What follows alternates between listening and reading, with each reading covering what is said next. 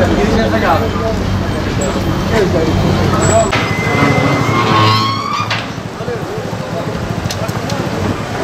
30.000 lira vereyim. 30.000 liraya kurtarmaz hacı. Sen de 32,5. 30.000 lira. 32,5 hacı. 32,5. Erzurum'dan geldik. Hayvan satıyoruz. Demin bir hayvan sattık hacı abimize. 32.500'e. Bakalım Rabbim ne nasip eder, neler olur, neler biter onu da bilmiyoruz artık. Geldik satış yapıyoruz işte. İnşallah umduğumuzu bulacağız. Biraz zor gibi ama inşallah istediğimiz olur. Fiyatların yükselmesinden dolayı şimdi şöyle bir şey söyleyeyim. Fiyatlar yüksek. Yüksek olduğu için de insanların alım gücü olmadığı için biraz zorlanıyoruz. Yani belki de talebimiz insanların alım gücü. Yani şimdi bizim yedirdiğimiz yem, yaptığımız masraf yüksek olduğu için insanlara da biraz tabii ki hayvanlar yüksek geliyor fiyatları. Yüksek olduğu için de satmakta zorlanıyoruz tabii. Tabii ki devletin bize verdiği desteklerden dolayı yani daha üretimimiz daha iyi olacaktır. Daha şey olacak yani alçağa vuracak. Şimdi yüksek yemin çuvalı şu anda 330-340 lira olmuş. Bir çuval arpa olmuş 400 lira. Bir kilo saman olmuş 2500-3000 lira. Yani bunun hangisinin altından kalkacağız biz? Devlet yetkililerinden tabii ki biz yardım bekliyoruz. Bu hayvansızlar vurduğu zaman da karşı adamın gücü yetmiyor. Adam asgari ücretle çalışıyor.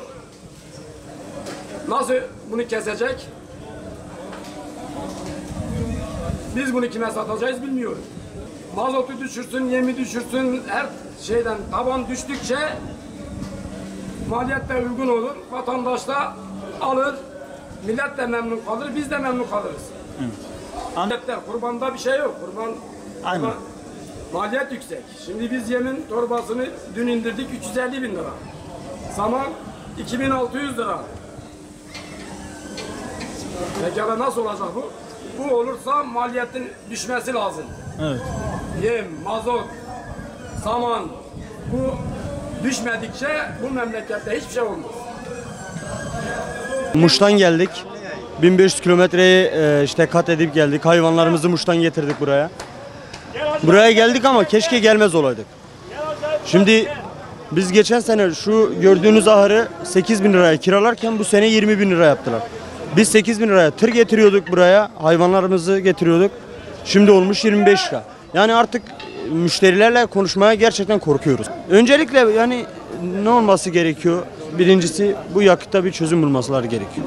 Her şeyin başı yakıt. Yakıtı buldukları zaman her şey alır. Fiyat yüksek olduğu için milletin ekonomisi iyi olmadığı için herkes alamıyor.